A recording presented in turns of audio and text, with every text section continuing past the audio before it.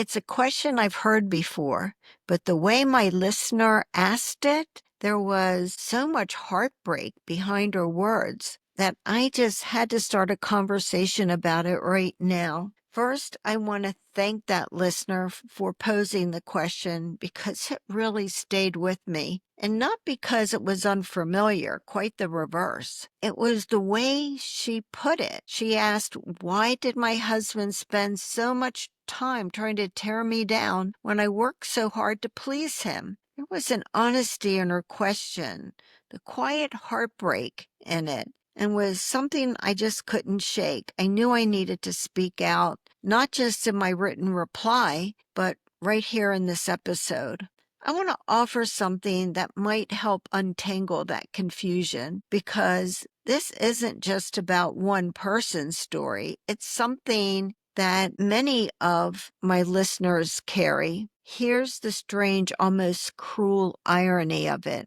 The narcissist didn't hate you the most. They hated themselves, but they made you the target of that hatred because you were close, because you saw too much, or simply because you wouldn't play along. And instead of facing that self-loathing, they created a fantasy, didn't they? A world where they're flawless, they're superior, even untouchable. And anyone who threatens that illusion, even by simply being honest or emotionally grounded, becomes the enemy. It wasn't your truth that caused the abuse. It was their fear of facing it. It's like the mask that they wear has to be protected at all costs, right? Narcissists often carry a deep and buried shame, but rather than sit with it or try to heal, they push it outward. They project it. And guess who it gets handed off to? Directly to you. There's no doubt in my mind that you've been accused of being too sensitive, or if not that, too dramatic, or something similar to that that's so hurtful.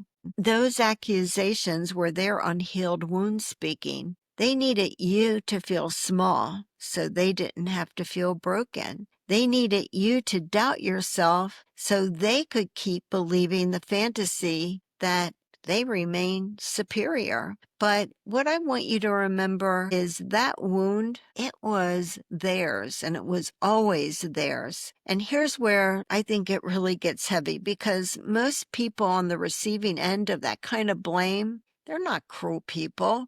They're kind and thoughtful. They try to make sense of things. I mean, they even go as far to ask, did I cause this? And so bit by bit, you start to absorb that projected shame. You begin to second guess yourself. You carry the guilt, the confusion, the silence. Here's the truth. Something to really take in and take seriously. That shame never belonged to you. It was planted there because the narcissist couldn't carry it themselves. And when you are cast as the villain, it is mind-boggling and painful. It's one of the most emotionally exhausting parts of surviving narcissistic abuse, and it's how it turns the whole story upside down.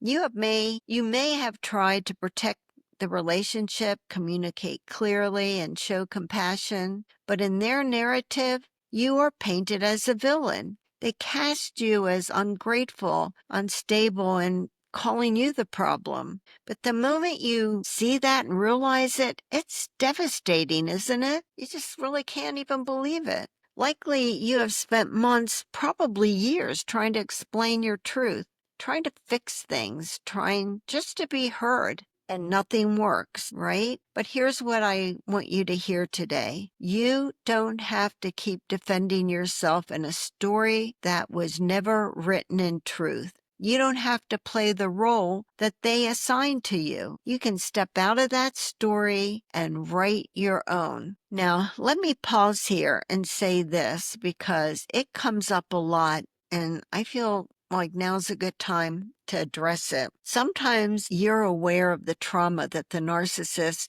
experienced. Maybe it was in their childhood, maybe later. And because of that, part of you wants to excuse the way they treat you. But understanding what's behind the narcissist behavior is not the same thing as excusing it. Yes, their cruelty may have roots in something outside their control, and you feel badly about that, especially if it was in early childhood, and even if it's still their deep self-loathing. And you can recognize that without minimizing the impact it has on you. For some, there's a natural instinct to offer compassion. I know there is, but let me say this plainly. This isn't about offering compassion to your abuser. This is about reclaiming your power by recognizing that what happened to them was never your fault. Insight is not forgiveness. You're allowed to understand and still walk away. So let me offer you something that might help tie all this together. You were not the problem. You were the mirror. And when the narcissist looked at you, your authenticity, your clarity, your emotional depth, they saw everything they couldn't face themselves. And instead of doing the hard work, which is the healing, they smashed the mirror. But the mirror wasn't to blame, was it? It was the reflection of the truth. You simply reflected something real, and that's what made you dangerous in their eyes. So let's return to the question, why did the narcissist treat me so badly? And why did it feel like they hated me so much? Because when someone lives behind the mask, anyone who sees beneath it becomes a threat. But don't ever forget, their war was with themselves. They just made you the battlefield. You didn't provoke this. You certainly didn't cause it. You simply stood in your truth. And doing so, you disrupted their illusion. If this touched something in you, or if you've carried this question quietly yourself, I want you to know you're not alone. This space was made for truth tellers, for boundary setters, and healing hearts. If you like, you're welcome to comment below. I really appreciate your comments, and I answer everyone. Or just simply write, I am Annie. You don't have to explain it. You just have to know your voice matters here. And for those of you who don't know me, I'm Kyle Hackley, attorney and author of Undercurrent.